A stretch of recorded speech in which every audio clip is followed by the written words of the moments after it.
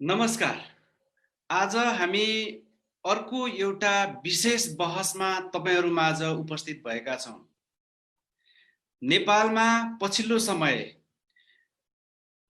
नेपाल एमसीसीमय भएको छ। सडक, सदन, सार्वजनिक छलफल, व्यक्तिगत भेटघाट र एक्लै बसिरहँदा पनि प्रत्येक व्यक्ति समुदायको दिमागमा अहिले नेपाल एमसीसीमय बनेको आभास हामी देख्न सक्छौं, भेट्न सक्छौं। एमसीसी नेपालमा यति ठूलो विषय किन बन्यो? यो बन्नै पर्ने विषय भएर बन्यो कि सुनियोजित रूपले यसलाई उठालिएर ठूलो विषय बनाइयो? यत्र तत्र किन एमसीसी कै बारेमा बहस भइरहेको छ? एमसीसी नेपालको लागि, नेपालको भविष्यको लागि, नेपालको सर्वसाधारण जनजीवनलाई उकास्नको लागि, गरिबी निवारण गर्नको लागि अत्यन्तै लाभदायक हो कि यो देखावटी रूपमा गरिबी निवारणको नाममा एउटा पश्चिमा अझ भन्ने हो भने अमेरिकी उदार पुँजीवादी एउटा विचारधारालाई जबरजस्त स्थापित गर्नलाई नेपालमा लागू गर्न खोजिएको हो। यस विषयमा पनि बहस जारी छ। एमसीसी बारे पक्ष र विपक्षमा एउटा ठूलो चर्काचर्की छ। नेपाल कम्युनिस्ट पार्टी भित्र भाँड भैलो भएको छ। यति गम्भीर विषयलाई हामी त्रिभुवन विश्वविद्यालय लगायतका अरू विश्वविद्यालयमा आबद्ध भएका एउटा आलोचनात्मक चेत बोकेका स्वाधीन किसिमले बहस गर्न रुचाउने युवा समूहले यसबारे बहस गर्नको लागि जमर्को गर्यौं र त्यस क्रममा हामीले एकजना अलि फरक किसिमको नेपाली समाजको लागि, अधिकांश नेपाली समुदायको लागि फरक लाग्ने किसिमको एकजना व्यक्तित्वलाई हामीले आजको कार्यक्रममा निम्त्याएका छौं र उहाँ हुनुहुन्छ नेपालमा लामो समय झन्नै 4 दशक बिताउनु भएको र नेपाली समाज, नेपाली इतिहास, नेपाली अभियान, नेपालका धेरै किसिमका विषयमा अध्ययन, अनुसन्धान, अवलोकन गर्नुभएका र अमेरिकी विश्वविद्यालयमा अहिले आबद्ध हुनुभएका डाक्टर मेरी डेसन। डाक्टर डेसन, तपाईलाई हाम्रो कार्यक्रममा स्वागत छ।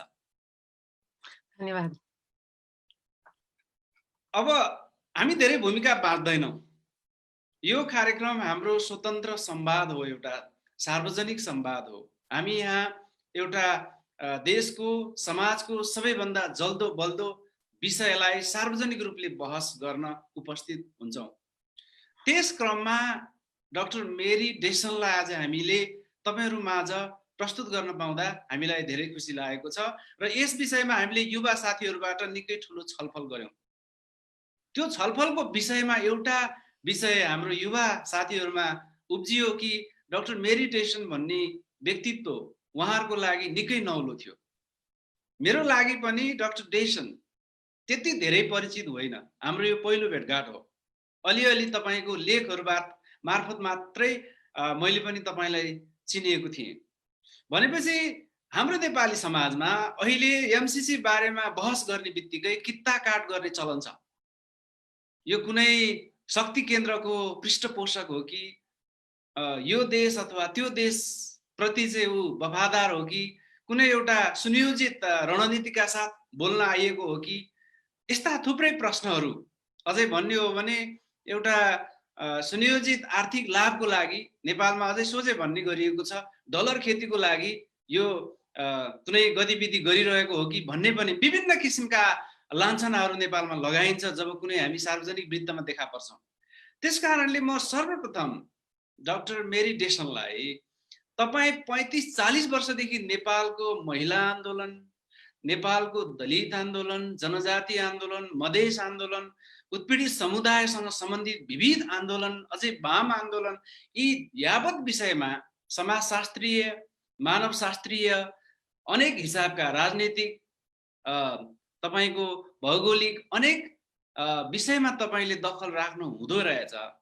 तपाईलाई नेपाल प्रति यति धेरै चासो, यति धेरै माया, तपाईलाई धेरै यहाँ नेपालीहरूले दिदी पनि भन्नुहुँदो रहेछ, यति धेरै प्रेम पनि पाउनु भएको रहेछ। नेपाल प्रति तपाईको यति धेरै निकटता कसरी हो? कृपया डाक्टर डेसन तपाईको निजत्वबाटै सुरु गरे पहिलो प्रश्न। हजुर। तपाईँले उठाउनु भएको कुरा चाहिँ सुन्दा मलाई खुसी भयो किनकि म धेरै जसो सकभर चाहिँ देशको धेरै संवेदनशील विषयमा म सार्वजनिक रूपमा म बोल्न रुचाउँदिन। अनि कारण चाहिँ तपाईँले भन्नुभएको कारण हो। स्वाभाविक रूपमा मान्छेहरू चाहिँ अब विदेशीको केही हैसियत एउटा कुरो हुन्छ है। थप चाहिँ जासुसी हो कि छानबिन गर्न आएको हो कि दलाल हो कि कहाँबाट आएको हो कि र यो हाम्रो मामला हो जुन एकदम सही कुरो हो। अब नेपाल थाहै गर्ने विषय हो।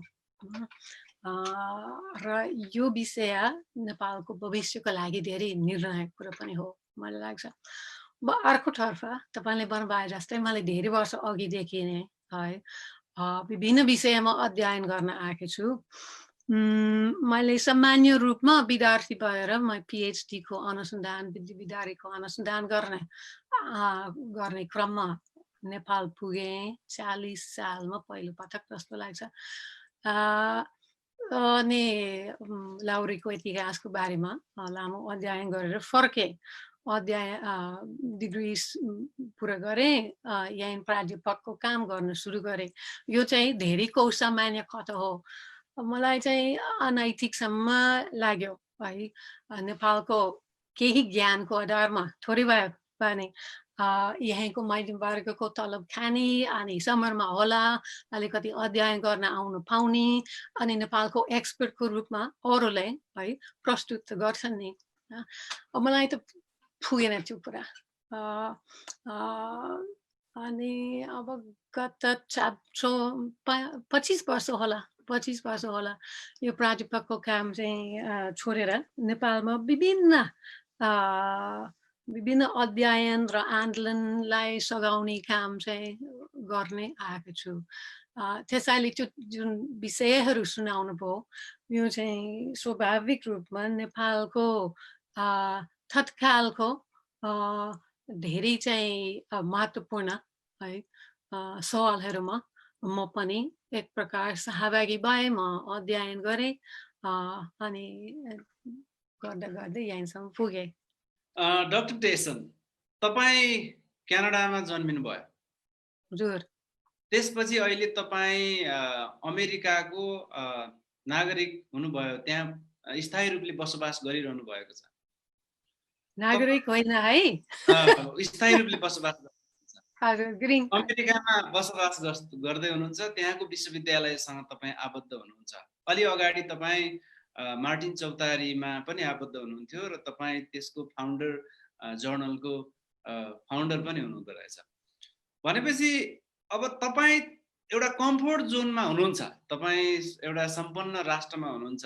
नेपालको यति गम्भीर विषय जो यहाँका बुद्धिजीवी चाहेर पनि बोल्न चाहन्न, देखिन चाहन्न, यो विषयलाई कुनै पनि हालमा उजागर गर्न चाहँदैन। एक तबका मौन बस्न चाहन्छन्। एउटा ठुलो तबका, एउटा तबका जसरी पनि एमसीसी लाई पास गर्नुपर्छ भन्नेमा छ।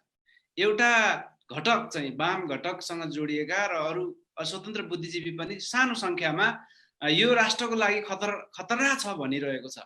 भनेपछि तपाईँ मौन बसे पनि हुन्थ्यो।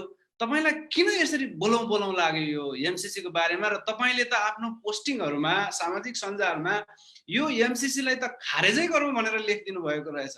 यति ठुलो किसिमको तपाईलाई निर्णय गर्ने एउटा कसरी संकल्प भयो तपाईलाई? यो किन यसरी बोल्न मन लाग्यो नेपाल सम्बन्धी?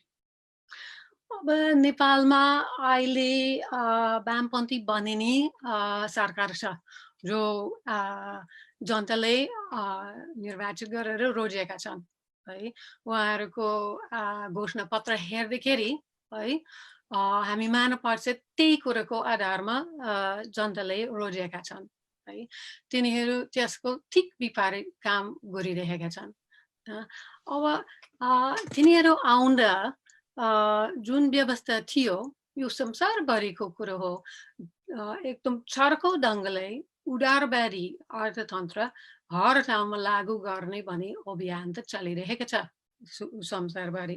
त्यसैले उहाँहरूलाई सजिलो हुन्छ कि म भन्दिनँ मेरो अलिकति अनुभव पनि छ यो सरकारसँग पहिलेको सरकारहरूसँग काम गर्न धेरै गाह्रो छ यो ढोनो को अवधारणा नीति कार्यक्रम सब तयार हुन्छ यिनीहरू पेसा सहित त्यो पेश गर्छन् त्यसको प्रतिरोधमा कि त्यसबाट नेपालको लागि उचित नेपालको लागि सहयोगी चिज झिक्नु अनि बाँकी चाहिँ नलिनु चाहिँ बहुत चुनौतीपूर्ण कुरा छ न तर तिनीहरू यस्तो देख्छ कि तिनीहरू त्यो प्रयत्नमा पनि छैन बरु वैचारिक कारणले हो कि अरू कारणले हो यो चाहिँ नेपालीहरूलाई भन्ने हो तर तिनीहरू त्यही एजेन्डा चाहिँ पुरा लागू गर्नेमा हिँडेका छन् अनि त्यही सिलसिलामा यो एमसीसी पारित गर्नेमा पुगेका छन् अब मेरो यो संवेदनशील कुरामा नबोल्ने अलिकति हिचकिच है मैले छाती राख्नु पर्यो जस्तो लाग्छ नेपालभित्र पनि एकनाथ त छैन नि है वर्गहरू छन् विभिन्न कुरा छन् अनि अहिले जो यो लागू गर्न खोजिरहेका छन् है तिनीहरू त गरिखाने मान्छे होइनन् अहिले है गरिखाने मान्छेहरूको लागि यो यति नोक्सानी हुन्छ कि उहाँहरूलाई सम्झेर बोर्डरमा अलपत्रहरू सम्झेर आदि क्वारेन्टिनमा अलपत्र भएकाहरू सम्झेर मैले बोल्नु पर्यो जस्तो लाग्छ डाक्टर डेसन भनेपछि तपाईले बोल्नु भयो नेपालको एमसीसी बारे तर सोझै खारेजै गरौँ भन्ने निष्कर्षमा कसरी पुग्नु भयो के चीज त्यस्तो छ जो चाहिँ नेपालको यो एमसीसी चाहिँ भविष्यको लागि यति खतरा छ भन्ने तपाईँ अमेरिकामा बसिरहनु भएर पनि महसुस भइरहेछ हजुर अब जहाँबाट पनि यसको दस्तावेजहरू पढ्न सकिन्छ हैन एउटा दुःखद कुरा जलनाथजीको एउटा चाहिँ भिडियो अन्तर्वार्तामा उहाँले यो कार्यदल बनाइसकेपछि हामी चाहिँ सबै डकुमेन्टहरू जम्मा गर्यो सहायक सम्झौताहरू सहित उहाँले भन्नुभयो हैन र सबै हेर्नु भ्याएन तर धेरै नै हेर्यो उहाँले भन्नुभयो मलाई अलि झस्के हैन किनकि अब यस्तो गम्भीर कुरामा जानभन्दा अगाडि त सरकारका सबै जिम्मेवार मान्छे पार्टीका सबै नेतृत्वका मान्छेहरू राम्रोसँग हरेक डकुमेन्ट चाहिँ हेरिसक्नु पर्यो नि हैन अनि त्यो चाहिँ भएन रहेछ र यो कुरा किन खारेज हुनुपर्छ संशोधन गर्ने हुँदैन भन्ने कुरामा फेरि सरकार पार्टीको प्रवक्ता पनि जस्तो लाग्छ धेरै विरोध सुरु भइसकेपछि के भन्न थालेछन् भने नेपालको हित हुने गरी हामी गरौँला भन्ने खालको कुरा आयो यसको नेपालको हित को रूप हुनै सक्दैन यसको बनावटदेखि नै यो नेपालको हित विपरीत छ छोटकारीमा भन्ने हो भने बाहिरबाट यो लुटपाट हो अनि भित्रबाट चाहिँ यो उपनिवेशीकरण नै हो जुन कुरामा नेपाल जानै चाहँदैन नि डाक्टर डेसन तपाईले यो नेपालको लागि हितकारी हुनै सक्दैन भन्नुभयो तर यहाँ एउटा ठुलै समूह चाहिँ यो आजै अहिले नै पारित गर्नुपर्छ यो पारित नगरिएमा निकै ठुलो मूल्य नेपालले चुकाउनु पर्छ नेपाललाई हानि मात्रै हुन्छ भनिरहनु भएको छ नि त अब ठुलठुलो विश्वविद्यालय अझै अमेरिकन विश्वविद्यालय हार्वर्ड विश्वविद्यालय क्याम्ब्रिज यस्ता ठुलठुला विश्वविद्यालयबाट एउटा दीक्षित भएर आउनुभएका एकदमै नेपालमा चाहिँ बुद्धिजीवी एउटा राम्रो इज्जत कमाएका व्यक्तिहरूले पनि यस्तो कुरा गरिरहनु भएको छ भनेपछि तपाईले देख्नु भएको र उहाँहरूले देख्नु भएको बीचमा यति ठुलो खाडल कसरी उत्पन्न भयो यो विचारधारात्मक चाहिँ अन्तर हो यो अब म इकोनोमिस्ट होइन न, अब कतिपय तपाईँले अहिले उल्लेख गर्नुभएको मान्छेहरू इकोनोमिस्ट छन्, हार्वर्डको पनि कता कताको पनि होइन। अब हार्वर्डबाट चाहिँ इकोनोमिस्ट हुने चाहिँ धेरै चाहिँ अब प्रगतिशील खालको शिक्षा त्यहाँ त पाउँदैन है, विविध हुन्छ, तर पोलिटिकल इकोनोमी हुँदै हुँदैन। यो उदारवादी चाहिँ अर्थतन्त्रको कुरा सिकाउँछन् होइन। त्यसैले त्यसको पक्षमा हुने, अब शिक्षा त्यही हो, त्यसको पक्षमा हुने स्वाभाविक पनि लाग्छ। नेपालमा धेरै वर्ष अघिदेखि न यस्तो खालको चाहिँ कार्यक्रम नीति लागू गर्ने चाहिँ डोनरदाताहरू लागि परेका छन्। यो 90s को स्ट्रक्चरल रिएडजस्टमेन्ट के भन्छ, संरचना समायोजन न सम्झिनुहुन्छ कतिपय होइन, कति कठोर थियो। यसको निरन्तर हो यो, तर अझै कठोर। भनेपछि डाक्टर डेसन, तपाईँले भन्नुभयो यो विचारधारात्मक अन्तरले गर्दा यति ठुलो खाडल देखियो दुई समूह बीच। एउटाले यसमा नराम्रो कुरा छँदै छैन जस्तो देखिरहनु भएको छ, एउटा समूहले चाहिँ यसभित्र धेरै नै ठुलो खतरा छ राष्ट्रिय स्वाधीनताको लागि, सार्वभौमिकताको लागि भनिरहनु भएको छ। भनेपछि फेरि यो भन्नेमा तपाईको नेपाल कम्युनिस्ट पार्टीकै कतिपय नेताको बुझाइमा पनि यो त राम्रै छ भन्नेमा छ नि त। त्यस कारणले न तपाईको संसदमा पेश भयो, प्रधानमन्त्री नै लामो समयसम्म यसलाई चाहिँ पास गर्ने पक्षमा ढिपी लिएरै अगाडि बढिरहनु भएको थियो। परराष्ट्र मन्त्रीबाट पनि, मन्त्रालयबाट र मन्त्रीबाट पनि यो ठिक छ भनेर लामो समय भनिरहेको परिप्रेक्ष्यमा पछि अलिकति फरक मतका साथ भए पनि यसलाई पास गर्नुपर्छ भनिरहेको छ। भनेपछि उहाँहरूको विचारधारा त समाजवादी, अझै भन्ने हो भने वामपन्थी कम्युनिस्ट विचारधाराबाट आएको व्यक्तिहरू र नेताहरूले नै यो ठिक छ भनिरहेको छ। विचारधारामा पनि त ठुलो विरोधाभास देखियो नि त डाक्टर डेसन। अब आशा गरौँ, आफै भन्नुभएछन् हामी कास्टिक दस्तावेजहरू पढेका थिएनौँ है, त्यसैले जो पक्षमा छन् तिनीहरू राम्रो अध्ययन गरेर चाहिँ ख्याल गर्नुहुन्छ, टाइममा समय गर्नुहुन्छ कि यो चाहिँ देशको हित विपरीत कुरो हो। अब कहाँबाट सुरु गर्ने? एमसिसी को एउटा एकदम सरल है नारा छ है, सबै कुरा त्यसबाट सुरु हुन्छ। यो के हो भने आर्थिक वृद्धि गरिबी निवारण ल्याउँछ भन्ने कुरा छ है। अनि तर यिनीहरूको आर्थिक वृद्धि कसरी हुन्छ भने निजीकरणबाट, हर कुरोको निजीकरणबाट है। जो हामी विभिन्न देशको इतिहास हेर्न सक्छौँ, हामी सैद्धान्तिक कुरा मात्रै गर्न पर्दैन है। यो नवउदारवादी निजीकरण गरेर तपाईको चाहिँ गरिबी निवारण हुँदैन, तपाईको असमानता बढ्छ, तपाईको जिडिपी बढ्ला न।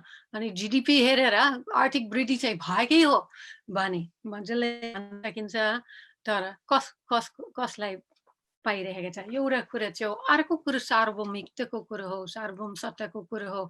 यो एमसिसी यसमा फरक छ। यसमा के भन्छ, फड्को मार्ने भन्छ होइन वामपन्थीहरू हो, यो कुरा हजुर छलाङ मार्ने हो, यो छलाङ मार्ने कुरो हो। यो उदारवादी कुरा चाहिँ अगाडि बढ्ने, सरकार चाहिँ कमजोर तुल्याउने, देशको सार्वभौमिकता चाहिँ समाप्त पार्नेतिर लग्ने है काम गर्छ। अब यसको डिटेलमा हामी जान सक्छौँ, तर यो सम्झौता चाहिँ त्यही नै गर्छ।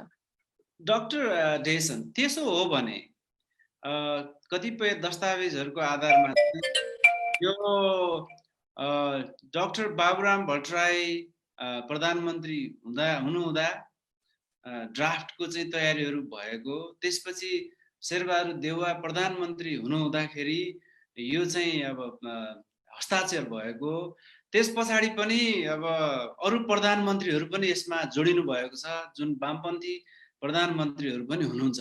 उहाँहरूले पनि यसलाई सकारात्मक रूपले अगाडि बढाउन खोजिएको भनेपछि त उहाँहरूलाई यो कुरा तपाईँले भनिरहनु भएको कुरा थाहा नै छैन कि थाहा भएर पनि बुझ पचाउनु भएको कि राष्ट्रिय घात हुने किसिमकै गतिविधिमा साँच्चै उहाँहरू लागि पर्नु भएको के लाग्छ तपाईँ एउटा आउटसाइडर बाहिरबाट हेर्दाखेरि?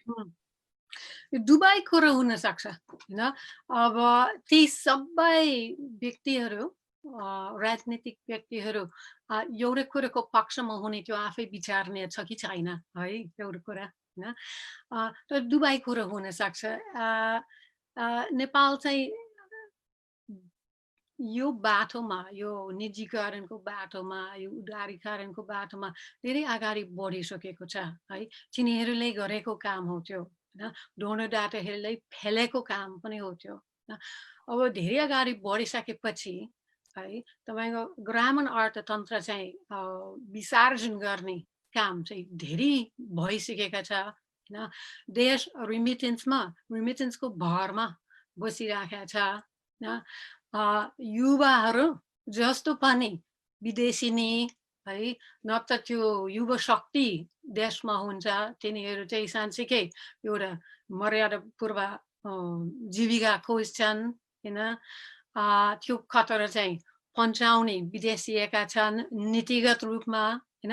यो सबै कुरामा इन्भेस्टेड छ नि है। त्यसले गर्दाखेरि यो चाहिँ त्यसको सामान्य यसको श्रृङ्खलामा यो एउटा अर्को चिज आयो अनि भन्न उनीहरू ठान्न सक्छन्। अब मानवशास्त्रले अरूले कसरी हेरेका छन् भने हामी बुझ्न कोसिस गर्छौँ, म त्यही अन्दाज गर्छु है।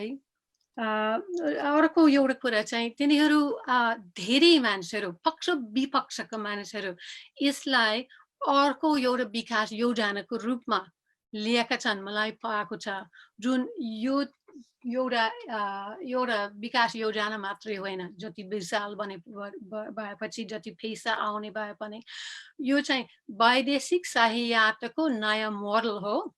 यसको व्यवसायीकरण है, चर्को व्यवसायीकरण जो अमेरिका चाहिँ गरिरहेका छ है, नेपालमा मात्रै होइन। र यो व्यापार अनि यो सैनिक मामलाहरू, सैनिक सुरक्षा, सैनिक नभनौँ सुरक्षा मामलाहरू जोड्ने काम पनि कि कुकाम यसभित्र छ। भनेपछि यो जुन विकास मोडल गरिबी उन्मूलन गर्ने भनेर एमसीसी गठन भएको 2003 र 4 देखि चाहिँ यो पारिदै भएको जुन देखियो, अमेरिकाले गरिब मुलुकमा चाहिँ गरिबीको कारणले उनीहरूमा धेरै आक्रोश भएको हुनाले यो एउटा आतंककारी घटनाहरू बढ्यो। त्यसकारणले अब गरिबी उन्मूलन गरिनुपर्छ र त्यसको लागि एमसीसी लगायतका यस्ता निकायहरू लाई अगाडि बढाउनु पर्छ भनिएको पनि रणनीति हो। त्यो देखावटी मात्रै हो, त्यो असली रूपले गरिबी निवारणको लागि ल्याइएको आएको यो होइन। देखावटी हो है। गरिबीहरू म्यानेज गर्न सकिन्छ भने अन्दाज सही चाहिँ ठुल्ठुलो व्यापारी ठुल्ठुलो पुँजीपतिहरूको लागि अझै नयाँ धनराश मिलोस् भन्ने खालको चाहिँ योजना हो। यो नेपालमा अहिले प्रस्तावित एमसीसी को अन्तर्गतको प्रसारण लाइन अनि सडकको कुरा मात्रै होइन, सिङ्गो एमसीसी को योजना चाहिँ जर्ज बुश राष्ट्रपति भएको बेला सुरु भएको। उहाँले भन्नुभयो सुरुमा यसलाई प्रस्तुत गर्दा यो पार्टनरसिप विथ बिजनेस हो है। त्यसपछि अरू धेरै कुरा चाहिँ थपेको छ। र यो चाहिँ अमेरिका सरकारले सहायताको नाममा पैसा चाहिँ उपलब्ध गर्ने अनि अमेरिकी बिजनेसहरूको लागि चाहिँ अब बिजनेसको अपर्च्युनिटी, इन्भेस्टमेन्टको अपर्च्युनिटी, स्रोत साधन लिने चाहिँ बाटो खन्ने, चिलो बाटो खन्ने भन्ने योजना हो। भनेपछि डाक्टर तेजन, नेपालकै सन्दर्भमा हेरौँ, नेपालमा तपाईले यो एक हिसाबले पाखा पारिएका महिला, मधेसी, जनजाति, दलित, निमुखा समुदायलाई जोडेर लामो समय झन्डै 4 दशक अनुसन्धान गर्नुभएको हामीले तपाईको सिभी हेर्दा थाहा पायौं। भनेपछि एमसीसी जसरी नेपालमा लागू भयो, हेर्नुस् यसको अफिस यति 5 स्टार होटलमा छ। जुन सम्झौता कार्यान्वयनमै आएको छैन, त्यहाँ 1 अर्ब भन्दा बढी खर्च भइसकेको भन्ने मिडियाहरुमा बाहिर आइरहेको छ। सत्य तथ्य भित्रका व्यक्तिहरूले नै जानुन् र यो पनि नेपाल सरकारले यो सम्झौता नभएसम्मको खर्च बेहोर्ने गरेर नेपालले बेहोरिरहेको भन्ने सुनिन्छ। जुन बेला 2017 मा यो एमसीसी चाहिँ हस्ताक्षर भयो यसको सम्झौतामा, त्यो बेलामा पनि 5 स्टार होटलमा राम्रै पार्टी चल्यो भन्ने पनि समाचारहरू बाहिरिएका छन्। यस्तै गरी यो समाजवाद उन्मुख नेपालको गरिबी उन्मूलन हुन्छ भन्नेमा तपाईँ विश्वस्त हुनुहुन्छ डाक्टर ड्यासन?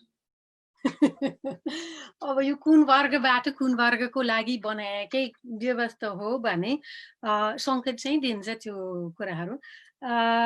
2017 मा जब त्यो सम्झौता भयो, अब तिनीहरू त धेरै सचुर छन् होइन, आफ्नो व्यवस्थापन गर्छ।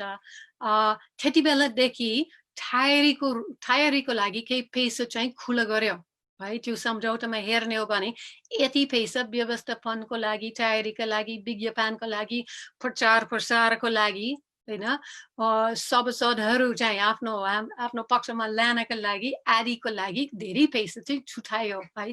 त्यो त्यति बेलादेखि खर्च गर्न पाइयो। त्यो सिलसिलामा तपाईँको याकनियाजीको अफिस बन्यो आदि। त यो पैसाको कुरामा एकछिन जाउँ जस्तो लाग्छ। यो अनुदान हो कि होइन समय प्रश्न राख्न उचित नै छ। जब धेरै मानिसहरू, मैले सुनेको धेरै मानिसहरू जो यसको पक्षमा छन्, के भनिरहेका छन् भने यत्रो पैसा अनुदानको रूपमा आउने, कुनै नो स्ट्रिङ्स अट्याच्ड आउँदै है, हामी कसरी किन इन्कर गर्छौँ होइन, त्यस्तै भनिरहेका जस्तो लाग्छ। भनेपछि यो यत्रो पैसा अनुदान हो कि होइन त त्यसो भए तपाईँको दृष्टिकोणमा? मेरो दृष्टिकोणमा हुँदै होइन। अब खाली पैसाको कुरो गर्ने हो भने अनुदान हो कि होइन प्रश्न राख्न सक्छ। पैसा र अन्य चाहिँ मूल्य जोडेर हेर्ने पटक्कै होइन अनुदान है। यो धेरै खर्चिलो हुन्छ नेपालको लागि। तर खाली पैसाको कुरामा जाउँ एकछिन। अब कति भनिरहेका छन्, 500 मिलियन होइन भनिरहेका छन्। यो चाहिँ यो अमेरिकी डलर सजायको प्याकेजको रूपमा आइरहेको छ। तपाईँ हेर्ने हो भने अनि नेपाल चाहिँ 130 मिलियन राख्नुपर्ने नि होइन, त्यही हो। अब त्यो पैसा नेपालमा आउनु पर्ने समेत नै छैन है। तिनीहरू सिधै त्यो ठेकेदार जो हुन्छ है, अरू जे खर्च हुन्छ, तपाईँको टेक्निकल कन्सल्टेन्ट कति हुन्छन् होइन, त्यो सबै पैसा यिनीहरू सिधै तिर्न सक्छन् है। त्यो व्यवस्था छ। यदि अमेरिकी कन्ट्र्याक्टर हो भने, यदि कुनै वैदेशिक कन्ट्र्याक्टर हो भने त्यो यो पैसा नेपाल मार्फत आउनु पर्ने पनि छैन। जुन पैसा नेपाल मार्फत MCA को खातामा बस्ने आउँछ है, मानिलु त्यो यहीँसम्म कन्जुसी छ है। मानिलु त्यो नेपालको MCA को खातामा अलिकति केही समय बस्छ, अलिकति ब्याज थप्छ है, यो ब्याज सिधै MCA लाई फर्काइदिनु पर्छ है। त्यति पनि कमाउन नपाउने त नेपालको लागि। अब यो पैसा राख्नेको यो तालिका है, एकछिन हेर्नुहोस्। नेपाल चाहिँ अगाडि सबै बुझाइदिने अनि अमेरिका चाहिँ क्रमबद्ध रूपमा राखिदिने। यो सम्झौताभित्र बिना शर्त 30 दिनको सूचना दिएर MCCले, अमेरिकाको MCCले है, त्यसबाट ब्याक हुन सक्छ, त्यसबाट हट्न सक्छ अनि बाँकी पैसा दिँदैन है। जब त्यसैले सुरुमा नेपाल सबै पैसा दिइसकेको हुन्छ, अमेरिका अलिकति पैसा दिइसकेको हुन्छ, यिनीहरू कुनै कारण नदेखाउँदै तिनीहरू 30 दिनको सूचना दिएर, अब तिनीहरू चाहिँ कारण देखाएर तिनीहरू 1 दिनको सूचना नदिइकन तिनीहरू आफूले हट्न सक्छ अनि अर्को 1 रुपियाँ पाउँदैन। जति नेपालसँग छ त्यो सबै फर्कै दिनुपर्ने हुन्छ अनि अर्को सामान्य यो नवउडनकारी खालको कुराहरू छन् न कर लाग्छ यो अब यो योजनाबाट नेपाल कसरी पैसा कमाउने न कर लाग्छ न भ्याट लाग्छ न यो विदेशीहरूको ठुलो थलबमा के लाग्छ होइन त्यो सब फेरि चाहिँ जो लगानी गर्छ त्यो आफ्नो नाफा सहित बिना कुनै लाइसेन्सिङ फी सहित चाहिँ उनीहरू विदेश दिन सक्छन् दुईटा अकाउन्टेन्ट नेपाली अकाउन्टेन्टहरू यसमा बोलेका छन् एउटा एकजना चाहिँ धेरैलाई सुनेका छन् होला बहसको कार्यक्रममा अस्ति तिनीहरू यो अनुदान हुँदै होइन भने उनीहरू हिसाब गरिरहेका छन् अर्को चाहिँ नेपाली काङ्ग्रेसको महासमितिको सदस्य विज्ञान प्रसाई भन्ने अकाउन्टेन्ट चाहिँ बोल्नु भएको छ मजाले बोल्नु भएको छ उहाँ चाहिँ यो अनुदान हुँदै होइन बरु वास्तवमा नेपालले जति पैसा राख्दैछ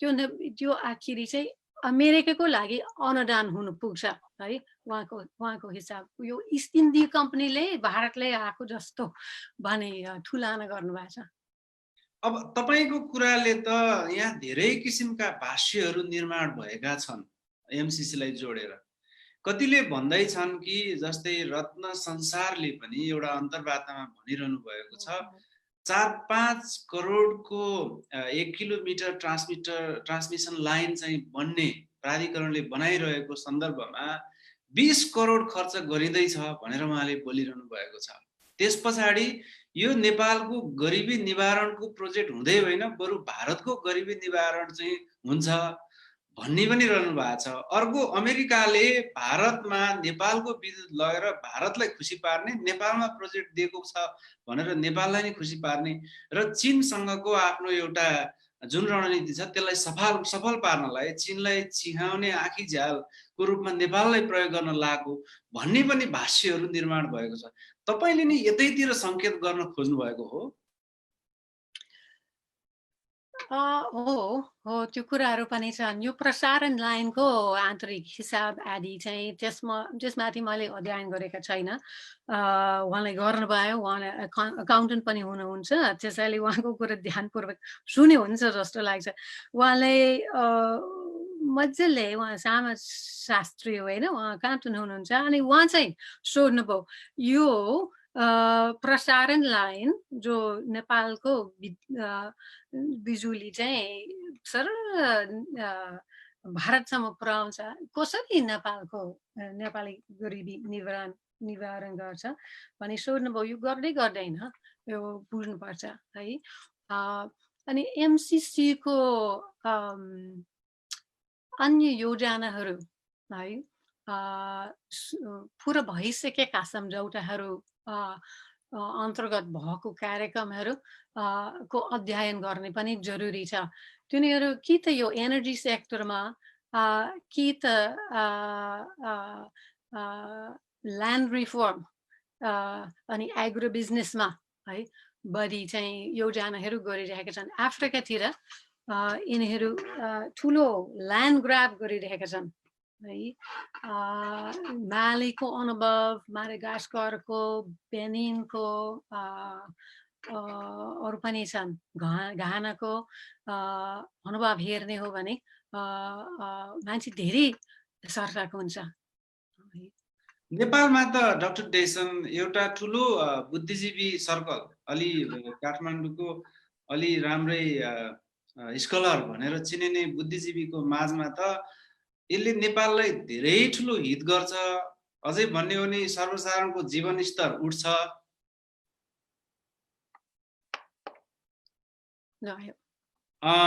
नेपालीको जीवन स्तर उठ्छ यो निकै ठुलो बरु यो सफल भएन पारित भएन भने चाहिँ नेपाललाई घाटा हुनेछ भन्ने पो भाष्य अगाडि बढिरहेको छ त तपाईले त फेरि विश्वभरि चाहिँ यसको नकारात्मक कुरा हाबी भएको पेश गर्नुभयो प्रमाणहरू यो कहाँनिर यत्रो ग्याप छ फेरि अब यो ट्रिकल डाउन इकोनोमिक्सको थर्क हो है तिनीहरूको है अनि त्यो कस्तो छ भने अब सब कुरा है माथि बुझाइदिने मालिकलाई बुझाइदिने है। हुँ। अनि यो के भन्छ भने तिनीहरू हगी गर्ने पनि यो सुन भएर खस्छ झर्छ होइन। तपाईँ खायो भने छिप्यो भने राख्यो भने जम्मा गर्यो भने तपाईँ धनी हुने हो है। ट्रिकल डाउन इकोनोमिक्सको सार कुरो त्यो हो। अनि यस्तो खालको योजनाबाट चाहिँ हुने कुरा त्यो पनि हुँदैन है, त्यो पनि हुँदैन। तपाईले यो सो धनी मान्छेलाई विस्थापित गर्छ होइन, विस्थापित गर्छ। यो सडकहरू जनताहरूको आवश्यकताहरूको लागि बनाउने सडकहरू पनि होइनन्। यो त एउटा सहायक बाई द वे अलिकति चाहिँ फाइदा होला। यो नेपालमा जो बिजुलीबाट वञ्चित छन् तिनीहरूलाई आपूर्ति गर्ने योजना पनि होइन, त्यहाँसम्म नै होइन। भनेपछि डाक्टर डेसन हामी तपाईहरु माझ पब्लिक डिस्कोर्स फाउन्डेसन, रिडर्सी क्याफे, ख्याल बगाला अनि त्यसपछि मार्फत तपाईहरुसँग लाइभमा छौं। रातो पार्टी र नेपाल लाइभबाट पनि तपाईहरुले हाम्रो प्रत्यक्ष प्रसारण हेर्न सक्नुहुनेछ र हामीसँग हुनुहुन्छ नेपाल बारे करिब 4 दशकदेखि अध्ययन अनुसन्धान गरिआउनु भएको, अभियानसँग पनि जोडिनु भएका एकजना प्राध्यापक, अनुसन्धानकर्ता, त्यसपछि समाजशास्त्री, मानवशास्त्री डाक्टर मेरी डेसन। तपाईले विभिन्न लेखहरू मार्फत तर्क पनि पेश गर्दै आउनु भएको रहेछ कि यो उदार पुँजीवाद भनेको 7-8 जना विश्वका महाधनाढ्य जोसँग आधा भन्दा बढी विश्वको जनसंख्याको सम्पत्ति छ, तिनलाई चाहिँ यो उदार पुँजीवाद नव साम्राज्यवादी खालको यो संरचना निकै राम्रो सफल छ भनिरहनु भएको छ। भनेपछि एमसीसी पनि नेपालमा एउटा सम्भ्रान्त वर्गलाई चाहिँ राम्रो छ, यो सफल छ। आम निमुखा वर्गहरू जो धेरै तल पिँधमा छन् उनीहरूको लागि चाहिँ यो राम्रो छैन भन्न खोज्नु भयो। हो, त्यहाँनिर यस्तो खालको योजनाहरू अगाडि बढ्ने एक प्रकारको विश्वासघात छ होइन। जो निर्वाचित भएछन् जनताहरूलाई अब विश्वास गरेर पुर्याएका छन् होइन। यो सानसानै गरिखाने मान्छेहरूको लागि फाइदा जाने घुन्छ कि हुँदैन अति गम्भीर रूपमा हेर्नुपर्ने हो। यो उदारवादी कुरा चाहिँ एउटा अब यो डिरेगुलेसन गराउन खोजिराखेको छ संसारभरि। मतलब अब पुँजी जहाँ जान चाहन्छ त्यसलाई नचेक्ने गरी बग्न पाउँछ है। त्यसो गर्नका लागि तपाईको सरकारहरू है वातावरणीय कुरा होस्, मजदुरहरू, श्रमिकहरूको सुरक्षाको कानुनहरू होस् होइन, तपाईको फाइनेन्सियल क्षेत्रमा त्यहाँ चाहिँ देशको कुरा बचाउने चाहिँ नियमहरू होस् है, त्यो सबै बढाउने, त्यो सबै खारेज गर्ने, संशोधन गरेर वैदेशिक पुँजीवाद, यो एफडीआई भन्छ आजकल होइन, फरेन डाइरेक्ट इन्भेस्टमेन्ट सब चाहिँ सजिलैका साथ भित्र आउनु पाउने अनि जे कमाउँदैछ त्यसलाई लिएर जाने होइन। अब यसको योजना त्यो हो। मलाई लाग्छ यहीँनिर हामी के जोड्नुपर्छ भने हामी मानव जात हामी अहिले कहाँ उभिएका छौँ भने खोनबाट अलिकति हेर्नु पनि छ। पर्यावरणीय चाहिँ विनाश धेरै अगाडि बढिसकेको छ होइन। जो ध्यान दिइरहेका छ यो सच्ची वैज्ञानिक कुरो हो, यो विचार लागेको कुरो होइन। नेपालको कुरा गर्ने हो भने नेपालमा यो मौसम परिवर्तन आदिबाट चाहिँ को प्रभावहरू धेरै चर्को हुन्छ भने चाहिँ वैज्ञानिकहरूको चाहिँ कुरा छ। डाक्टर डेसन, हामी एमसीसीमै फर्क्यौं। तपाईँ विश्वविद्यालयसँग जोडिनु भएको छ, म आफै पनि विश्वविद्यालयसँग आबद्ध छु र विश्वविद्यालयमा हामी यो साम्राज्यवाद, त्यसपछि यो उपनिवेशवाद, त्यसपछि मार्क्सवाद, त्यस पछाडि पोस्ट कलोनियल स्टडिज, धेरै किसिमका यी विद्रोही चेतनाहरूलाई पनि जोडेर अध्ययन अध्यापन गर्छौं। तपाईले त विश्वविद्यालयमा तपाई पनि जोडिरहनु भएको छ, अमेरिकी विश्वविद्यालयमा। तपाई as a researcher and professor, तपाईले यो एमसीसीलाई त इस्ट इन्डिया कम्पनीसँगै दाँजे हुन्छ जसरी प्रस्तुत गरिरहनु भएको छ। कुन आधारमा तपाईँ यति बोल्ड किसिमले बोल्दै हुनुहुन्छ यो कुरा? अब एउटा कुरा सचाउँछु, म अहिले प्राध्यापक भएर कार्यरत होइन। मेरो यो कम्प्लिमेन्ट्री चाहिँ अबबाट पोजिसन मात्रै छ। मैले त्यसलाई धेरै अगाडि चाहिँ छोडेर नेपालमा अध्ययन गर्न आएको हो। अब निजी कारणले आफ्नो श्रीमानको स्वास्थ्यले गर्दाखेरि मात्रै म त्यहाँ छैन, म यतै छु। अनि यो इस्ट इन्डिया कम्पनी जस्तो भन्ने कुरा चाहिँ यो त यो बडो रमाइलो छ। यो चाहिँ नेपाली काङ्ग्रेसको महासमितिको सदस्य विज्ञान प्रसाईको शब्द थियो। तर म चाहिँ इस्ट इन्डिया कम्पनीको बारेमा धेरै अध्ययन गरेँ है। लाउरेहरूको भर्ती चाहिँ त्यति बेला सुरु भएको हो है। त्यसैले मैले सोच्न थालेँ अनि हो यसको आधुनिक रूप हामी भन्न सक्छौँ।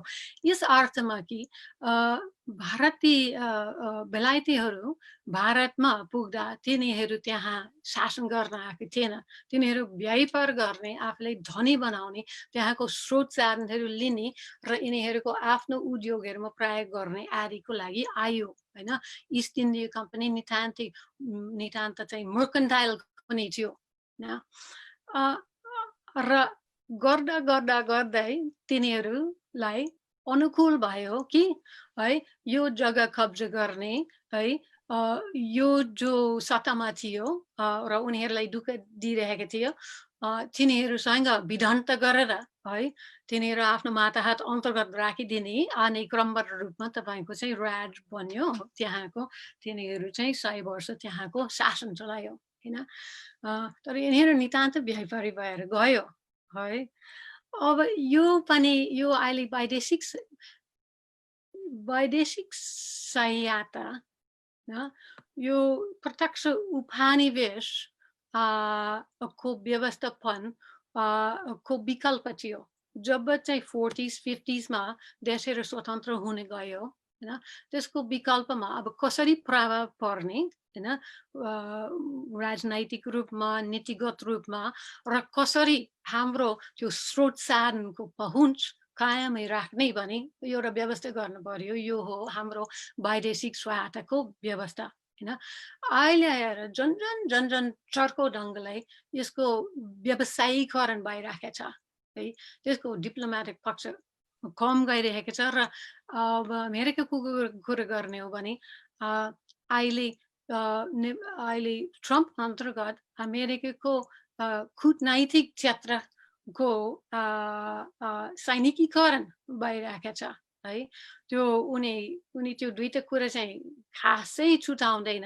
व्यापार अनि रणनीति अनि यो सैनिक सुरक्षा चिन्ता है।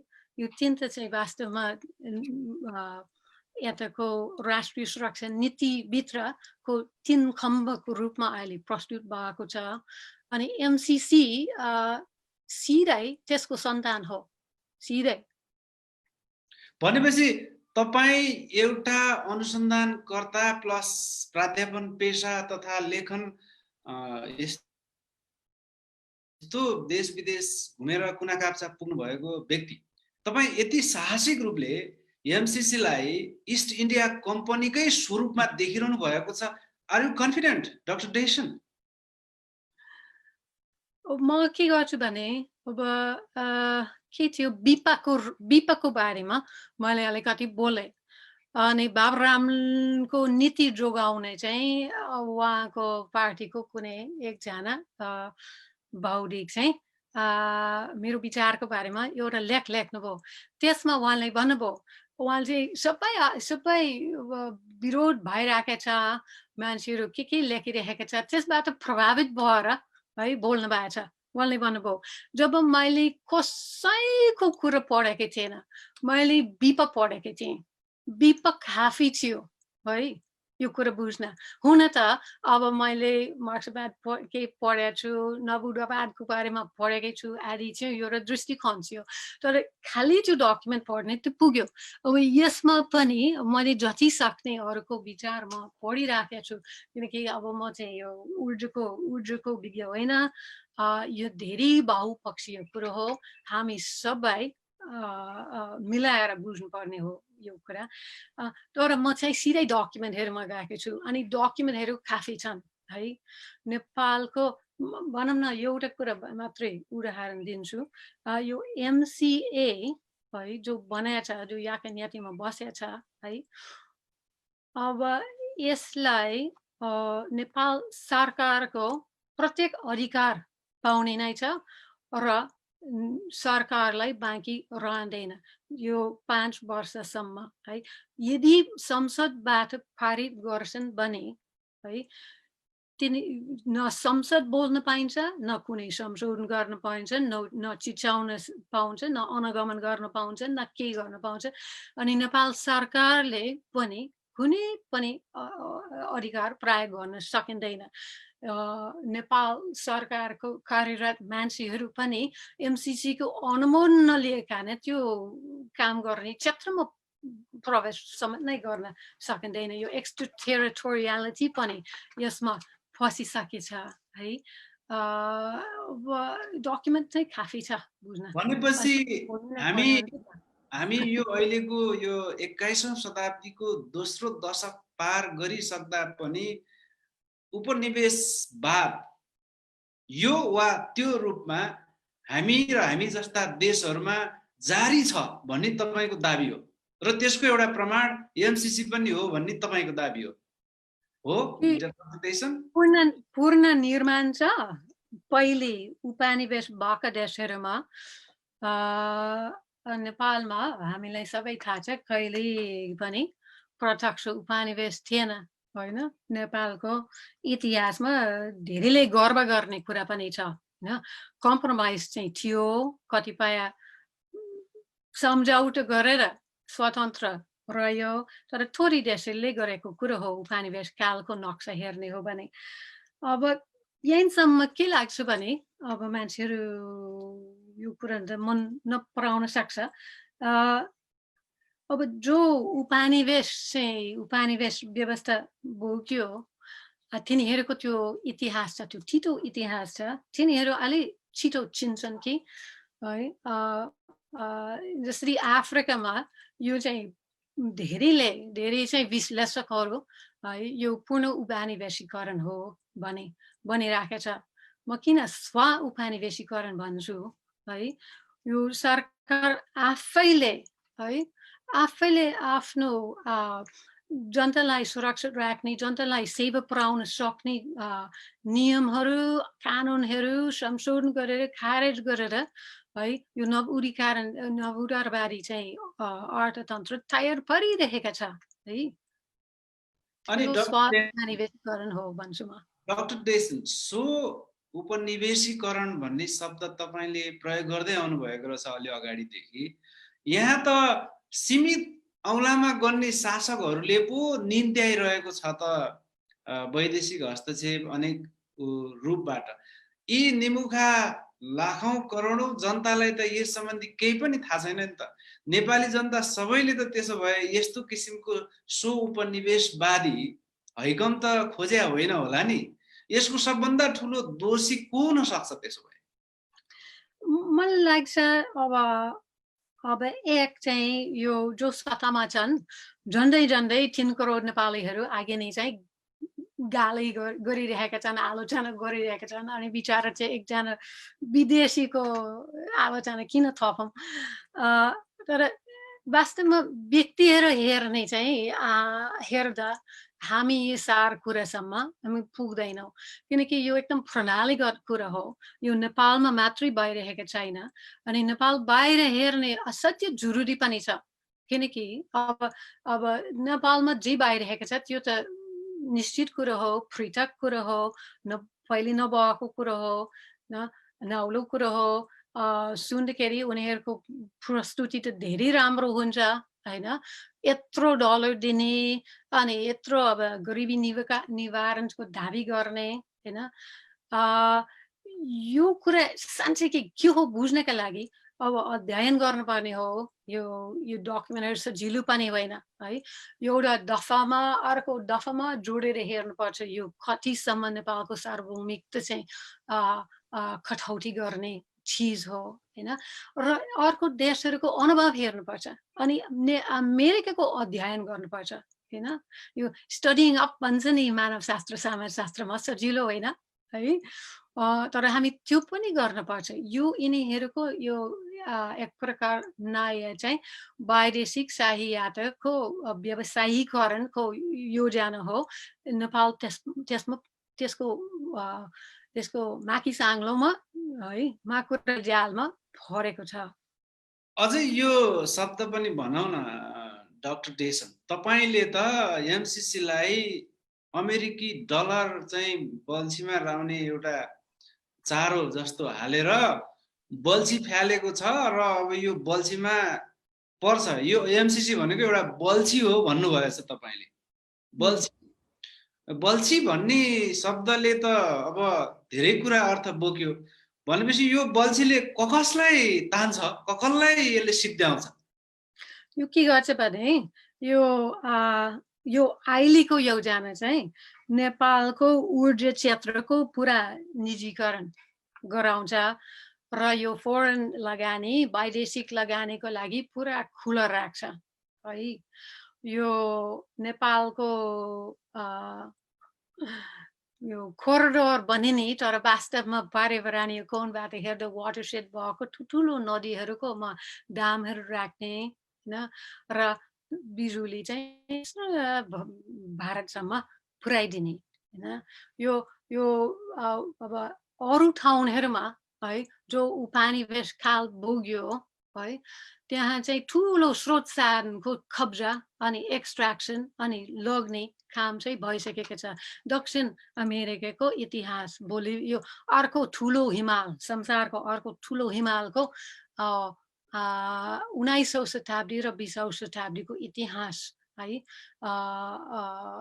पढ्ने हो भने यो सहयोग पुर्याउँछ यो ठुलो चाहिँ स्रोत साधनको कब्जा अब नेपालमा सुरु हुँदैछ भनेपछि डाक्टर डेसन त्यो सम्झौताहरू मैले पनि सरसर्ती हेर्ने कोसिसहरू गरेँ 62 पेज 60 पेज 70 पेज त्यो पनि अब विभिन्न दफा त्यसपछि धारा बुदा उपदफा त्यसपछि त्यसभित्रका अनेक बुदाहरू एउटाले भनेको कुरा अर्कोमा गएर काटेको छ एक ठाउँमा नेपाल चाहिँ स्वाधीन रहने भनेको छ फेरि अर्को ठाउँमा गएर नेपालको कानुन मान्ने नहुने भनेको छ यो यति ठुलो जालो यो यो यो बुझ्नलाई यहाँका बुद्धिजीवी भनाउँदाहरू एकजनाले आउनुहुन्छ र पुरा बुदा देखेर यो चाहिँ नेपालको सार्वभौमिकता विपरीत छ भन्नुहुन्छ अर्कोले फेरि होइन यो त नेपालको लागि चाहिँ यो सुनौलो छ भनेर प्रमाणितै गरिदिनुहुन्छ सर्वसाधारण जो व्यक्ति समुदायप्रति तपाईँ समर्पित हुनुहुन्छ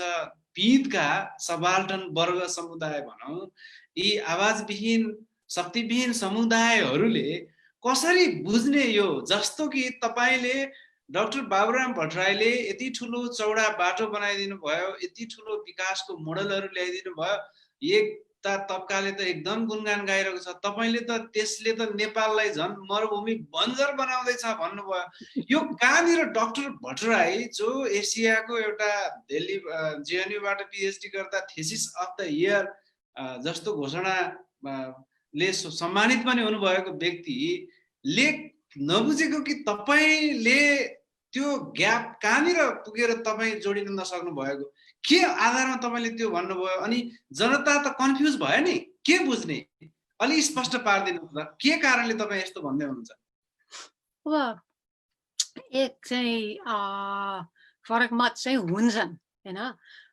मान्छेको बोल्ने आधार के छ है तिनीहरूको तर्क के छ त्यो तर्क के आधारित छ है भनी पनि हेर्नुपर्छ म नेपालको ठाटाबाटाहरू जस्तै म बोल्नै सक्दैन मेरो बिफाइदा छ हैन मैले नेपालीमा बोल्नै पर्छ यो कुरामा नत्र चाहिँ तपाईँले भन्नुभए जस्तै म सामान्य मान्छेसम्म मैले अङ्ग्रेजीमा मजाले बोल्न सक्ला तर त्यहाँ पुग्दैन त्यसैले मेरो त एउटा बिफाइदा छ है तर यो अब के भन्छन् पब्लिक इन्टेलेक्चुअल कहिले भन्छन् हैन यो बौद्धिकहरूको सामाजिक दायित्वको कुरोमा गएका छौँ हामी जस्तो लाग्छ मलाई है तपाईँले भन्नुभयो जस्तो यस्तो दस्तावेजहरू है साँच्चीकै है विश्लेषण गर्ने चाहिँ सजिलो काम होइन है म यसको क्रममा छु अनि मैले धेरै है मैले इतिहासको अभिलेखहरूमा महिना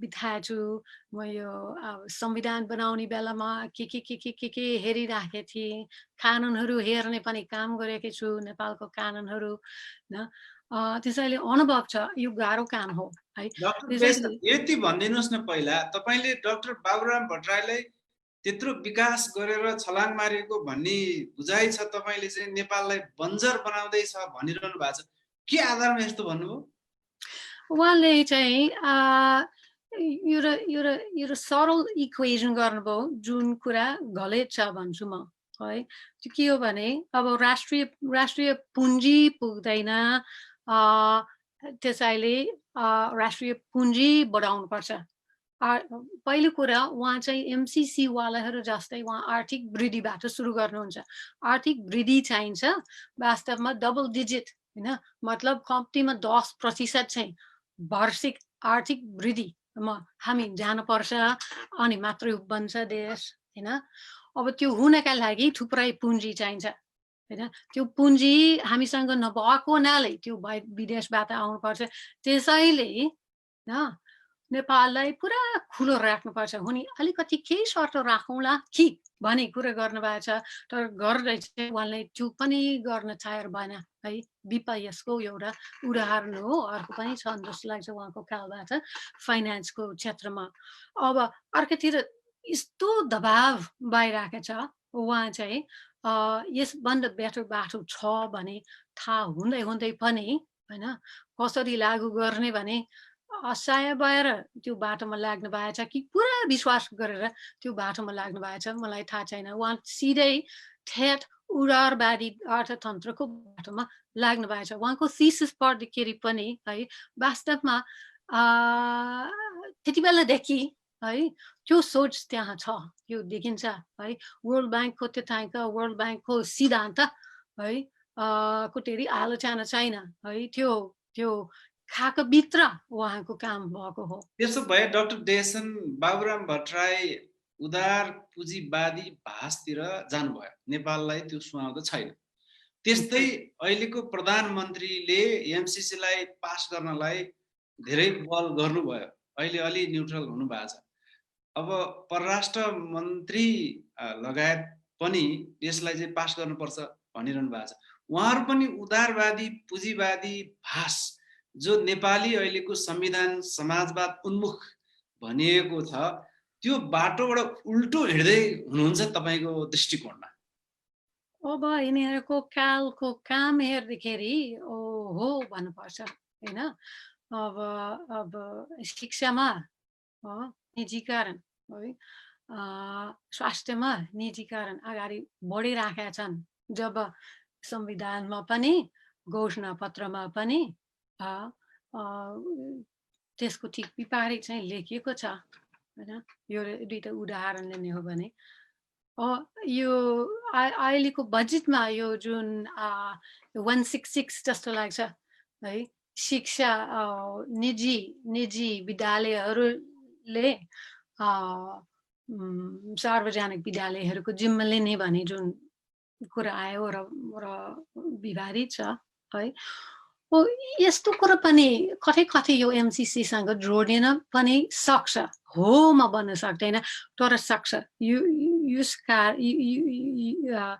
कसरी जोड्न सकिन्छ भने यो एमसीसीमा जानका लागि यिनीहरू मजाले के गरेछन् भने देशहरू आफ्नो योग्यता देखाउनु पर्थ्यो है तिनीहरू शर्त राख्यो त्यो शर्तहरू अमेरिकाको विभिन्न दक्षिणपन्थी चाहिँ थिङ्क ट्याङ्कहरू बनाएको स्वार्थ हुन् र वर्ल्ड ब्याङ्कको अनि आइएमएफको स्वार्थ हुन् होइन।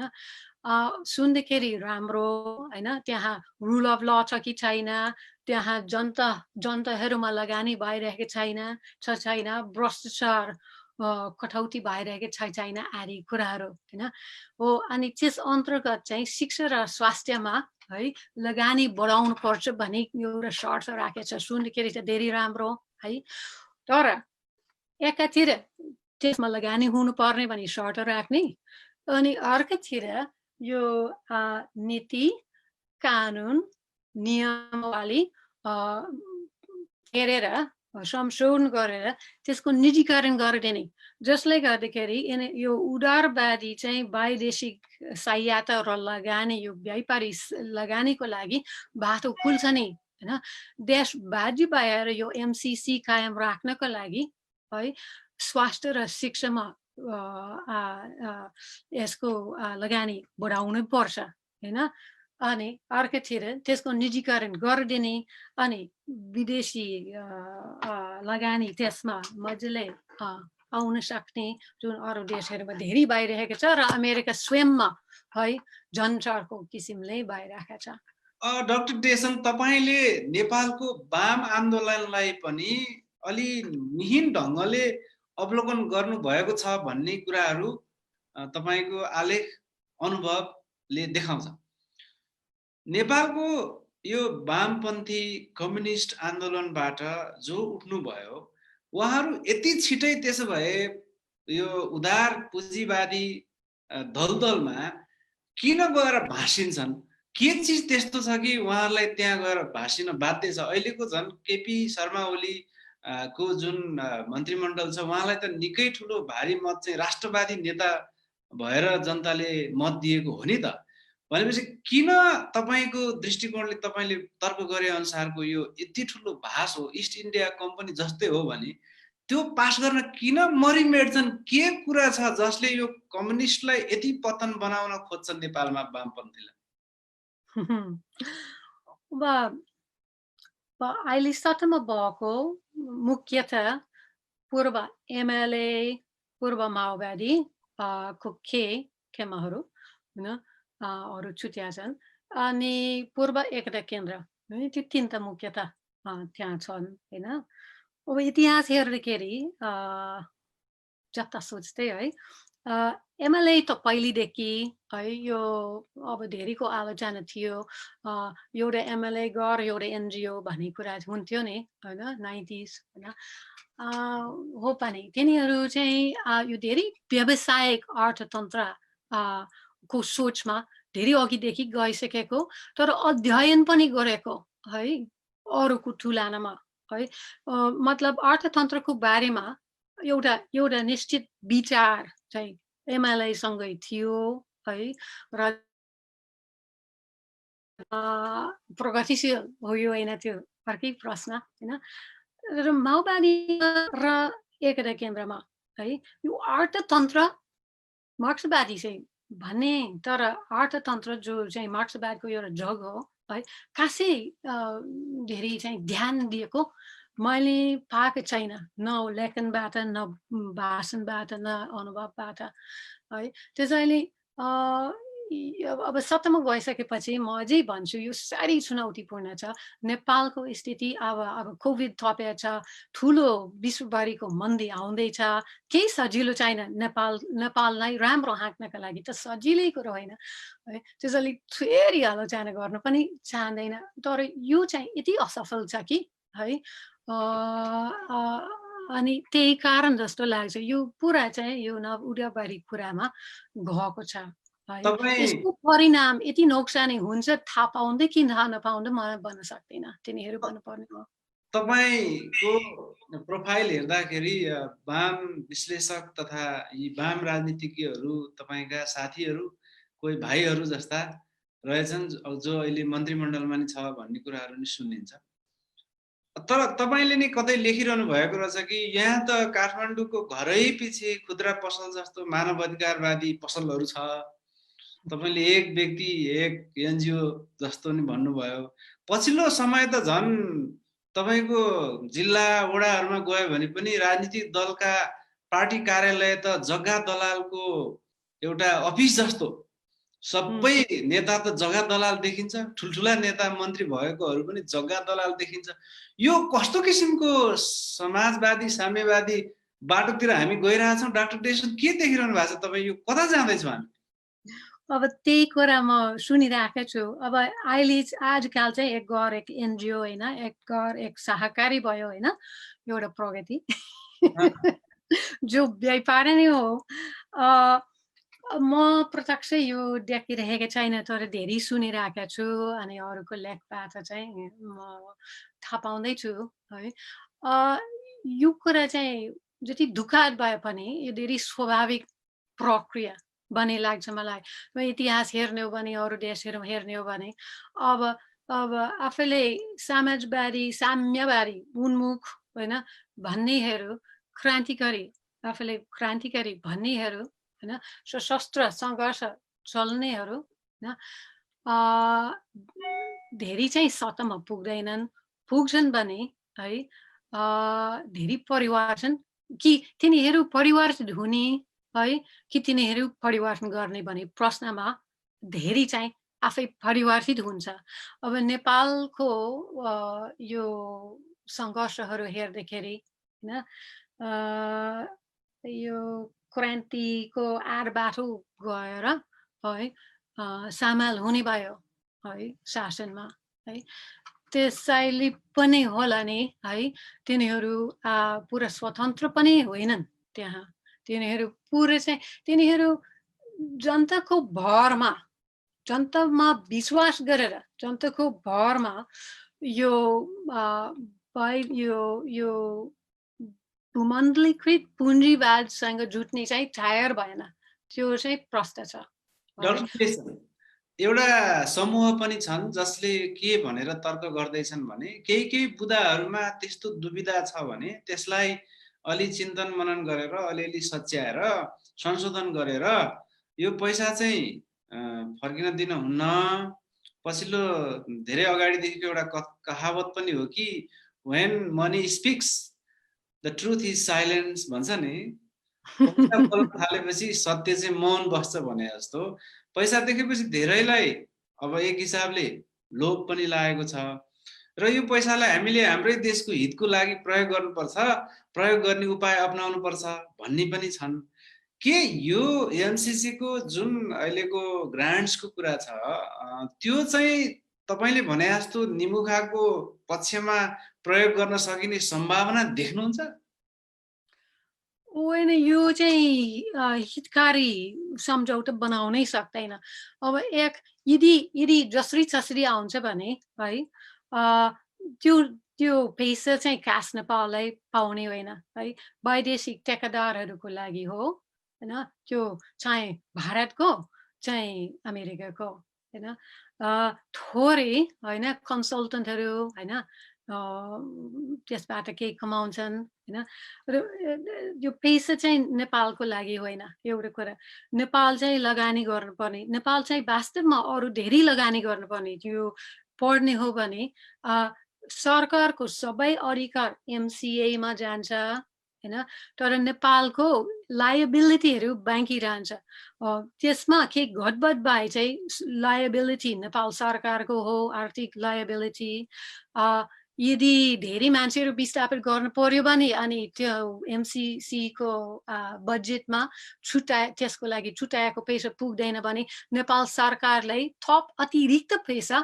है असीमित लेखिएको छ असीमित पैसा चाहिँ बुझाइदिनु पर्ने हुन्छ अनि अरू धेरै त्यस्तो शर्तहरू छन् त्यसैले नेपालको लागि वास्तवमा यो खर्चिलो हुने यो गरिबी निवारण छुँदैन हैन यो नेपालको ठुलो सम्पत्ति सबै वामपन्थीहरू भनेका ठुलो सम्पत्ति यो विद्युत शक्ति है भगाइदिने है काम हुन्छ र खास गरी विशेष गरी नेपालको सार्वभौमिकता है धनै समाप्त गरिदिन्छ अब केपी ओली चाहिँ साँच्चैकै राष्ट्रवादी हो, हामी अलिक विश्वास गर्नुपर्छ होइन। तर राष्ट्रिय हित है के हो भने अहिलेको युगमा हामी बुझ्नुपर्छ। यो भौगोलिक सीमाहरू मात्रै होइन नि त है। तपाईँको वित्तीय प्रणाली तपाईँको हातमा छैन भने तपाईँको देश सार्वभौम छैन। खाद्यान्नमा अब आत्मनिर्भर हुन सकेन भने अनि त्यो भनेको चाहिँ कहिले पनि कुनै कुरा चाहिँ आयात नगर्ने भने होइन है। र यो खाद्यान्नको सार्वभौमिकता समेत नै भन्छन् होइन। त्यो छैन भने देश कति सार्वभौम छ। भनेपछि डाक्टर डेसन तपाईले अर्को एउटा शब्द प्रयोग गर्नुभएको रहेछ, गलपासो। आफ्नै घाँटीमा आफैले सुर्किने कसदै गरेको। यो एमसीसी प्लस त्यस्ता किसिमका वैदेशिक सहायता चाहिँ गलपासै हो। हामीले हाम्रै घाँटीमा त्यसो भए सुर्किने कसदै छौं? छ नि है। अनि गर्नुपर्ने नै छैन है, यतिसम्म गर्नुपर्ने नै छैन होइन। भनेपछि यो एमसीसी भनेको तपाईको दृष्टिकोणमा गलपासै हो। हो, निश्चित नै हो, निश्चित नै हो। यो डकुमेन्टमा हेर्ने हो भने, तिनीहरूको रिपोर्ट हेर्ने भने तिनीहरू अलि सिधै पनि भन्छन् है त्यो कुराहरू, तिनीहरू बुझ्छन् होइन। यो अब स्रोत साधन कम गइरहेको छ संसारमा होइन। हामी प्रकृतिलाई त्यति धेरै चाहिँ प्रहार गरेका छौँ होइन। अब बाँकी रहेको कहाँ छ हेरेर है, ठुलो पुँजी त पुगिराखेको छ, नेपालको दाइलोमा पुगेको छ होइन। अब स्वागत गर्ने कि सर्टक हुने भने हो नि होइन। यो सुरक्षा पक्ष पनि छ, सरी यो भू राजनीतिक पक्ष पनि छ र नेपालको आफ्नो सुरक्षा नीतिको कुरा पनि छ। यो इन्डो पेसिफिक नीतिसँग यो जोडिएको छ छैन भने बहस निकै छ। तपाईले चाहिँ फेरि छ जोडिएको छ भन्ने नै दाबी रहेछ तपाईको पनि। के आधारमा तपाईले भनिरहनु भएको छ? यहाँ त होइन भन्ने ठुलै आवाज छ नेपालमा। यो दाबी पनि होइन, यो लिखित कुरा हो, यो प्रमाणित कुरा हो। नेपालको राजनीतिज्ञहरूको आफ्नो मुखबाट अमेरिकाको विभिन्न माथिल्लो थरका मानिसहरू यो हो भनेका छन् भने तिनीहरू भनेका छन्। तर पनि हामी अझै चेक गरौँ हो कि होइन भनिरहेका छन्, किनकि यिनीहरू आफै भनेका छन् यदि आइपिएस अन्तर्गत हो भने हामी यसमा जाने हुँदैन है। हो, यो कसरी हो भने अब आइपिएस इन्डो पेसिफिक स्ट्राटेजी त रणनीति हो। यो चाहिँ एउटा यो सैनिक राजनीति पनि हो, यो व्यापारी राजनीति पनि हो र यिनीहरूको कूटनैतिक कुरा सबै अहिले त्यस अन्तर्गत जान्छ। यो आइपिएस भनेको यो क्षेत्रगत चाहिँ रणनीति हो। अरू 5-6वटा छन् जो अमेरिकाको राष्ट्रिय सुरक्षा नीतिको अङ्ग हुन् है। तपाईँ त्यो दस्तावेज हेर्ने हो भने इन्डो पेसिफिक स्ट्राटेजीको कुरा आउँछ। डाक्टर डेसन एमसीसी 2003 मा जन्मियो, आइपिएस चाहिँ 2017 मा जन्मियो। के को यो सम्बन्धै हुन सक्दैन भन्ने तर्कलाई तपाईले काट्नु भएको रहेछ। के आधारमा काट्नु भयो? यो त धेरै रमाइलो कुरो हो।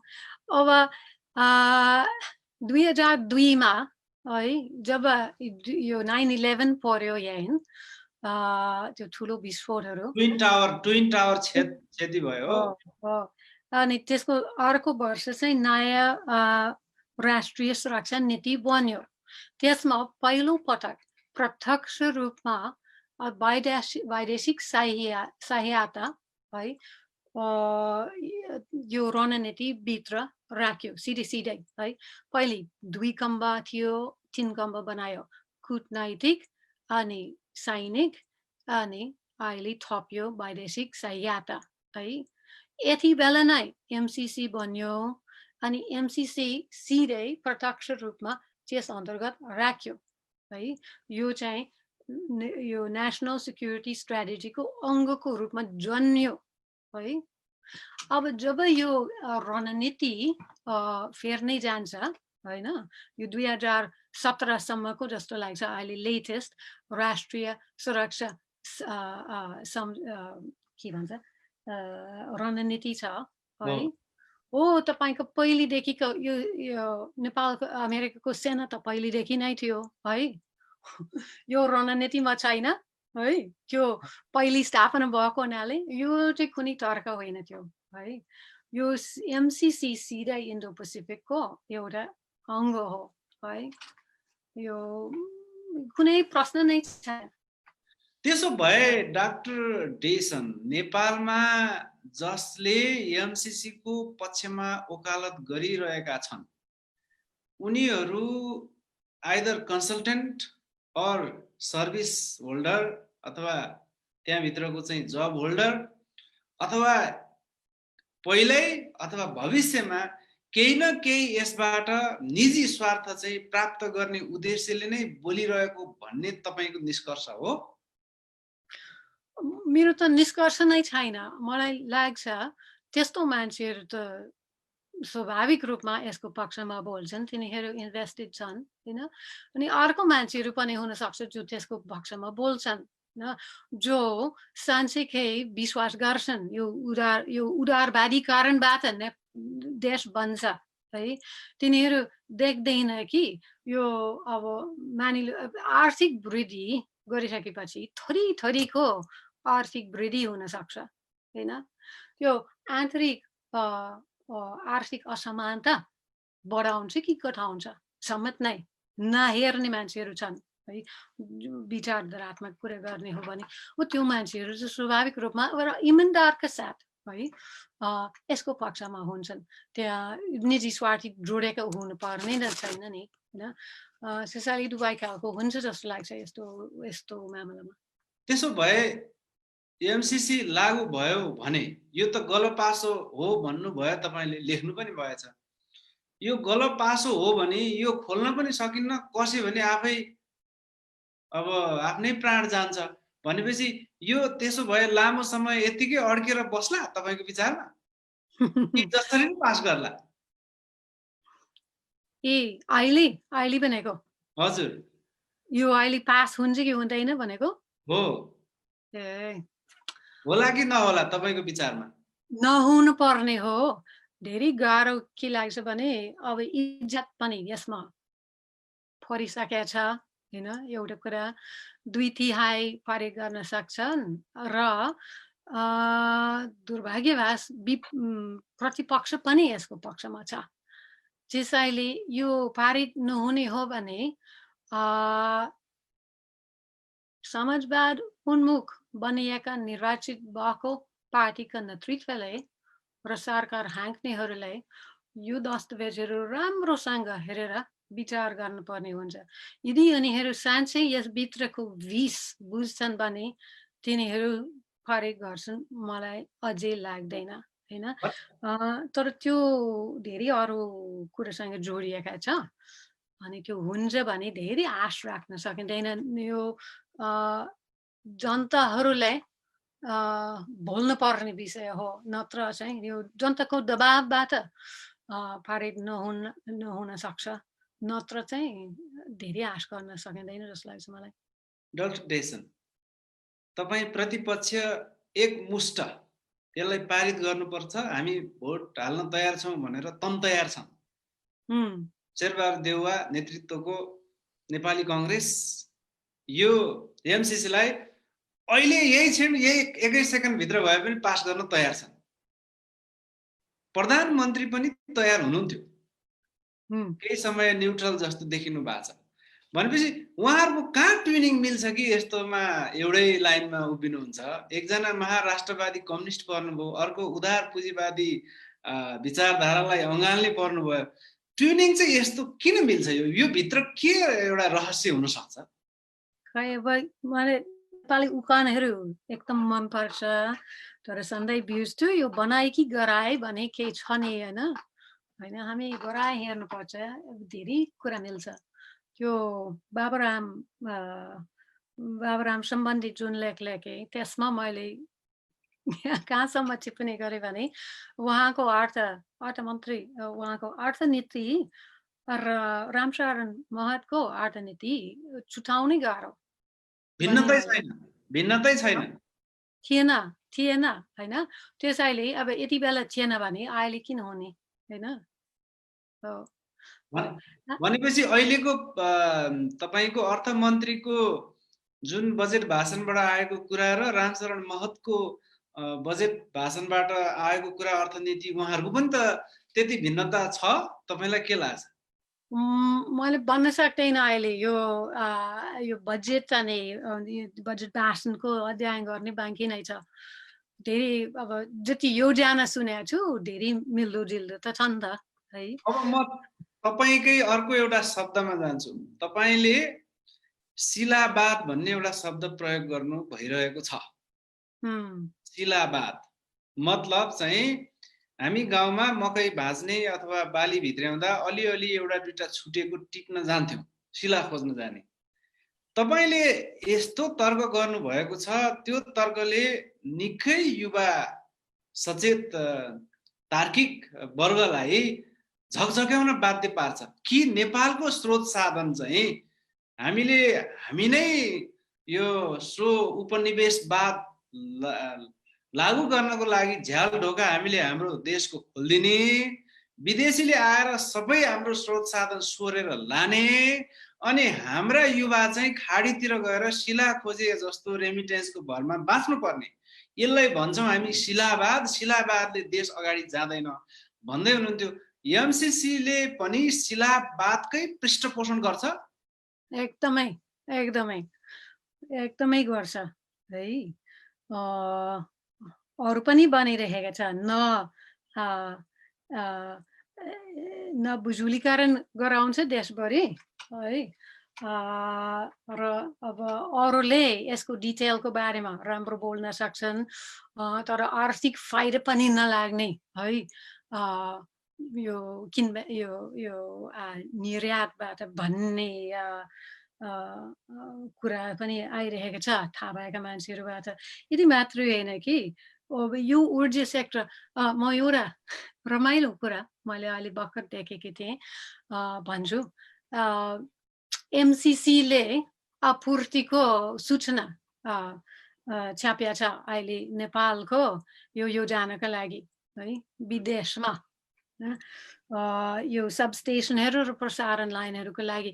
अनि यसमा उनी के भनेछ भने यहाँ अहिले वैदेशिक लगानी गर्ने धेरै अनुकूल हुन्छ किनकि यो अमेरिकी सरकार को ग्यारेन्टी छ, मतलब अमेरिकी सरकारको पैसा भएको हुनाले है तपाईको लगानी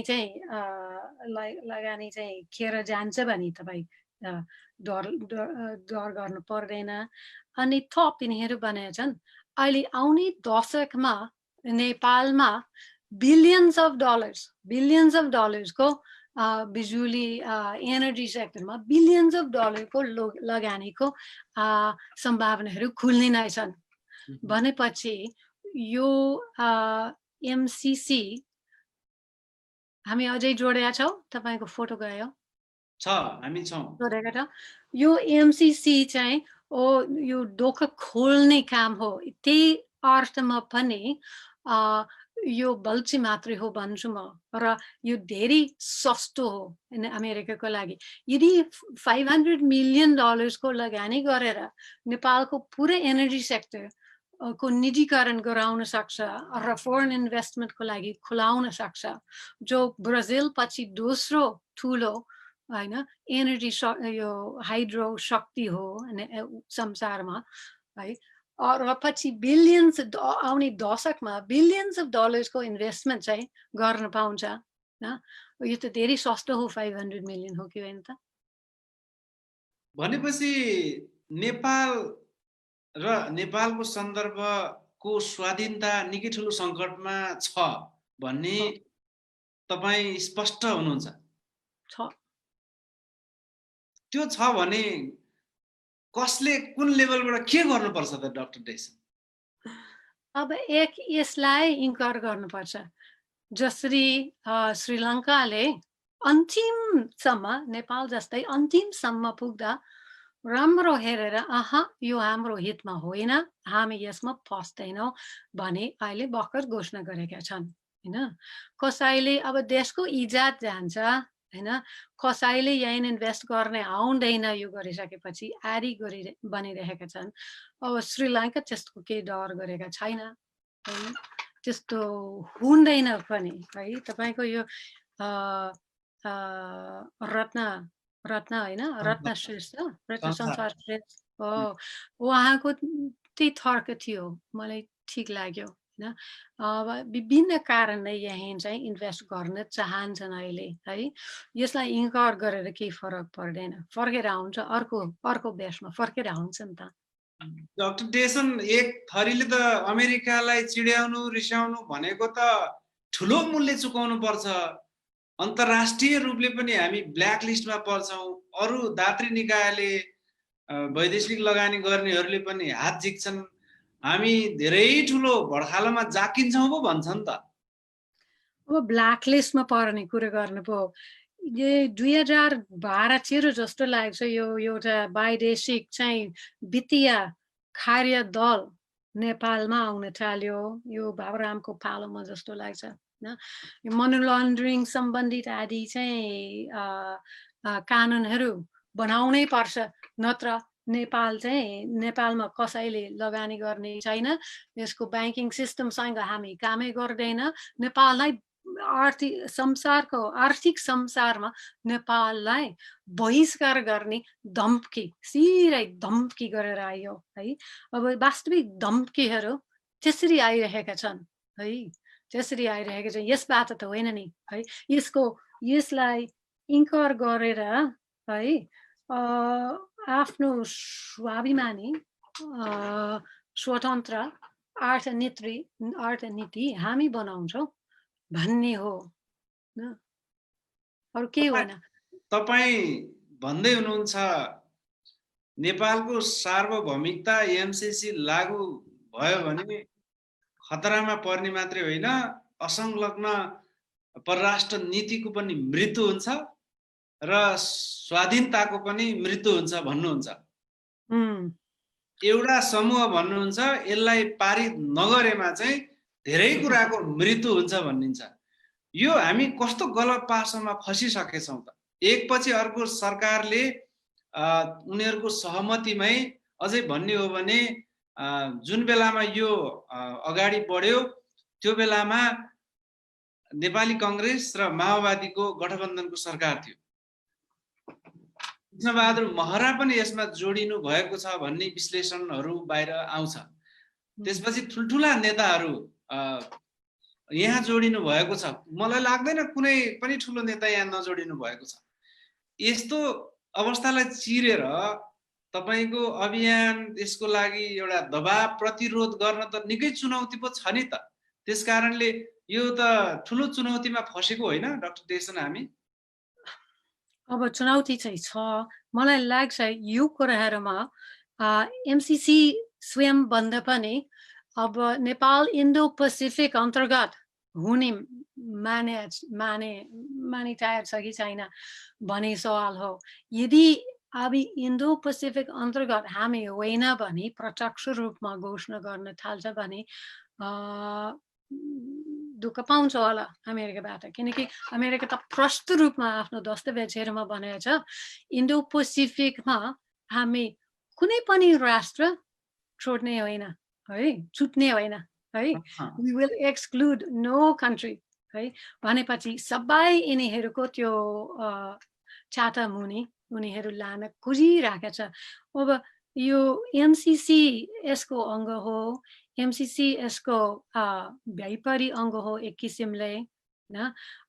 तर नेपाल अमेरिकाको अहिलेको नीतिमा है यो सुरक्षाको कुरा है अन्तर्गत नै है व्यवसायिक कुरा आएको छ है, र जोडिएका छन् र सैनिक कुरा पनि जोडिएका छ है। यो ट्रम्पले है अगाडि सरेका नीतिको एउटा सबैभन्दा खतरनाक पक्ष चाहिँ धेरैले बनिरहेका छन् है। त्यसैले यो एमसिसी बिना पनि है यो इन्डो पेसिफिकमा है हुन्छ कि भन्ने प्रश्न त बाँकी रहन्छ। एमसिसी बिआरआईको प्रतिस्पर्धक हो है। यदि हामी संसारभरि हेर्ने हो भने यो विभिन्न टापुहरू बनाउँछ देशहरूभित्र, जुन क्षेत्रफलभित्र यो पूर्वाधारको योजनाहरू बन्छ वा वैदेशिक एग्रो बिजनेस चल्छ। अनि यो जुन त्यसबाट जे उत्पादित हुन्छ त्यो विदेशिन्छ होइन। त्यो क्षेत्रफल चाहिँ यो देशको पुरा मातहतमा रहँदैन। त्यहाँनिर सार्वभौमिकताको खतरा पनि छ। तर यो टापुहरू हेर्ने हो भने अनि बिआरआईको रोड हेर्ने हो भने होइन, यो दुईटा ठुलो शक्तिहरूको संसारभरिको एउटा प्रतिस्पर्धा पनि हो। अब नेपाल कहाँ उभिने, भौगोलिक रूपमा जहाँ उभिएको छ त्यो फेर्न पाउँदैन पनि सम्झेर। डाक्टर त्यसो हो भने जस्तै शीत युद्धकालीन समयमा सोभियत सङ्घ र अमेरिका दुवैबाट सहयोग लिने कोसिस भएको थियो। अहिले पनि चीन र अमेरिका दुवैबाट सहयोग लिएर रणनीतिक रूपले नेपाल अगाडि बढ्न सकिन्न। सकेसम्म आफ्नो हित हुने गरी दुईटै देशलाई चाहिँ धेर थोर सहयोग हामीले लिँदै अगाडि बढ्दा हुँदैन? त्यस्तो प्रश्न हाम्रो इनबक्समा थुप्रै प्रश्नहरू आउने क्रममा एउटा यो पनि प्रश्न आएको छ। यो चाहिँ मेरो प्रश्न भन्दा पनि बाहिर दर्शकबाट आएको प्रश्न हो। आफ्नो हित कति हुन्छ त्यो एउटा बेग्लै प्रश्न हो। तर हामी परम्परागत वैदेशिक सहायताको कुरा र अहिले चीन अलि व्यावसायिक रूपमा जुन सहायता गर्न थालेका छन् को कुरा मात्रै हेर्ने हो भने त्यो चाहिँ एमसिसीमा जाने भन्दा सयौं पटक चाहिँ राम्रो हो। यो एमसिसी यो यो यो नयाँ चिज हो त्यो अर्थमा है। यो देशको हितमा हुनै नै सक्दैन। तपाईँको युएसएड पनि अब प्रभाव पर्न कोसिस गर्छ, धेरैसम्म सफल पनि हुन्छ। नेपालको कानुन फेर्ने, नीतिगत रूपमा आफै पेश गर्ने आदि त्यो चलिरहन्छ सबै वैदेशिक सहायताबाट। तर यसमा के गरेछन् भने यो पुश एन्ड पुल कन्डिसनालिटिज भन्छ यो विकासी भाषामा। तिनीहरू सबै शर्तहरू अगाडि राखेका छन्। तपाईँलाई थाहा छ होला एमसिसीमा यो चरणसम्म पुग्न चाहिँ लामो बाटो थियो होइन। देश योग्य छ भने देखाउन सक्नु पर्यो। देश योग्य छ देखाउनका लागि विभिन्न शर्तहरू मैले अघिहालै भने है बेच्नु पर्यो होइन। त्यो शर्तहरू भित्र हेर्ने हो भने देशले आफ्नो कानुन, आफ्नो नियमावलीहरू धेरै उदारीकरण गर्नु पर्यो होइन। त्यो चाहिँ धेरै अगाडि बढिसकेको छ, गरिसक्यो होइन। तर अझै धेरै गर्नुपर्ने हुन्छ यदि एमसिसीमा जान्छ भने है। यदि एमसिसीमा जान्दैन भने त्यसबाट फर्काने, त्यो सच्याउने है, सबैले गल्ती गर्छन् होइन। त्यो कानुनहरू सच्याउने, तपाईँको आफ्नो देशको जनताको निम्ति है जीविका मिल्ने गरी विकासमा जान असम्भव छैन। यदि एमसिसीमा जान्छन् भने हो यो के भन्छ त्यो चाहिँ भएको हो। अब डाक्टर डेसन, हामी कार्यक्रमको करिब अन्तिम मोडतिर आइपुगेका छौँ। तपाईको शब्द चयनहरू देख्दा हामीलाई एउटा अचम्म खालको लाग्छ, अचम्म र एउटा निकै साहसिक लाग्छ। तपाईले विषालु उपनिवेशवाद भन्ने शब्द पनि प्रयोग गर्नु भएको रहेछ। मलाई तपाईको कार्यक्रम हामीले यो लाइभ गर्ने भन्ने भएपछि धेरै किसिमका फोनहरू आयो र तपाईको कोटेसन प्रति आपत्ति पनि जनाए कति। उहाँले सोध्दै चाहिँ सार्वभौम विपरीत छ कसरी भन्न सक्नुभयो? यो कसको कोड हो भने उहाँ त्यो मात्रै होइन, एमसिसी सोझै खारेज गरौँ भनेर उहाँको सामाजिक सञ्जालको पोस्टमा चाहिँ हेर्नुहोस् त्यो त सामान्य हो भन्ने कुरा गरेँ मैले। विशालु उपनिवेशवादको लागि झ्याल ढोका हामी खोल्दैछौँ त्यसो भए डाक्टर डेसन तपाईँकै शब्दमा? हो हो अनि नगरौँ अरू बाटोहरू पनि छन् पनि भनिरहेको छु है। अनि त्यसो हो भने तपाईँले भन्नुभएको जस्तै नेपाल त विविधतामा आधारित, मौलिकतामा आधारित, भाषा वेशभूषा अनेक हिसाबको आफ्नै एउटा पहिचानमा आधारित मुलुक हो। यो एउटै स्वरूपमा चाहिँ पुँजी उदारवादी पुँजीवादले एउटै फर्मामा ढाल्ने खतरा निकै छ। त्यसको पनि एउटा स्वरूप हो यस्ता किसिमका वैदेशिक सहायता भनिरहनु भएको रहेछ। अन्तमा हाम्रो यो विविध समाजलाई बचाउन तपाईँलाई यत्रो माया किन लाग्यो? खै अब नेपालमा धेरै समय बिताएँ अनि जति जति तल आर्थिक स्तरका मान्छेहरूसँग सम्बन्ध भए म अहिले समर्पित नै भएकै हो। त्यो चाहिँ साँच्चै हो है। अब मैले बाहुडीकहरूसँग धेरै पछि जोडेँ। 20 वर्ष नेपालमा गाउँमा अब पुरा 20 वर्षको अन्तरालमा गाउँहरूमा है उता यता कुरा बुझ्दै जाँदा चाहिँ बाहुडीकहरूसँग जोडेकै छु। त्यसैले अब मलाई सबै नेपाल त थाहा छ भने पटक्कै छैन। तर म जुन नेपालहरू चिन्छु है त्यहाँ चाहिँ असाध्य चाहिँ श्रमजीवी, इमान्दार एउटा टिक्काको जीविका है मिलाउन कोसिस है दुःख पाएका मान्छेहरू छन् जो न चाहिँ आफ्नो नेताहरू र भौडिकहरूबाट यो कुरा डिजर्भ गर्छन्, न चाहिँ यो अन्तर्राष्ट्रिय फान्डबाट यस्तो कुरा थोपार्ने पनि डिजर्भ गर्छन्। अब हामी सबै एउटै संसारका मान्छे हुन्। यो कुरा चाहिँ यताबाट आउने भएको हुनाले पनि है मैले पनि बोल्नै पर्ने हो। मैले उपनिवेश कालको धेरै अध्ययन गरेको हुनाले पनि कतिपय कुरा चिनिरहेको छु। त्यो पनि भन्नुपर्छ जस्तो लाग्छ मलाई। अनि भने अब अन्तिम प्रश्न सम्भवतः एउटा दुईटा प्रश्नमा हामी टुङ्ग्याउँछौँ। त्यसो भए तपाईँ गाउँ बस्ती अब एकदम खोज कुना कन्तरा पाखा पखेरो नेपालको घुम्नुभयो। अब एमसीसी जस्तो विषयमा तपाईँले यस्तो साहसिक विचारहरू राख्नुभयो। त्यो त बौद्धिक वर्गले मात्रै गर्ला जस्तो छैन नि, प्राज्ञिक मान्छेले मात्रै गर्ला जस्तो छैन। अभियन्ता आवश्यक हो। अब अभियान चाहिन्छ भन्न खोज्नु भएको हो तपाईँले?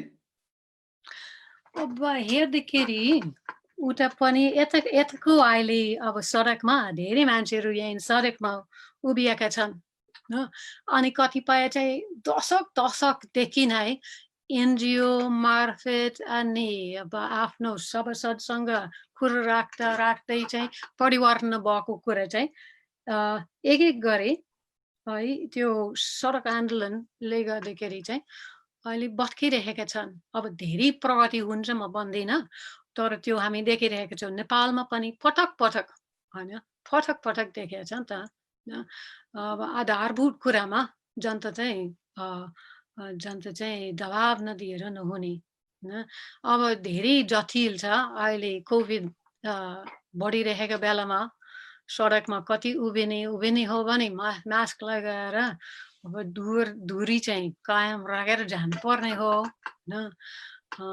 अरू थरीकाहरू पनि छन् कि तर हो जन आवाज चाहिँ चाहिन्छ यो कुरामा।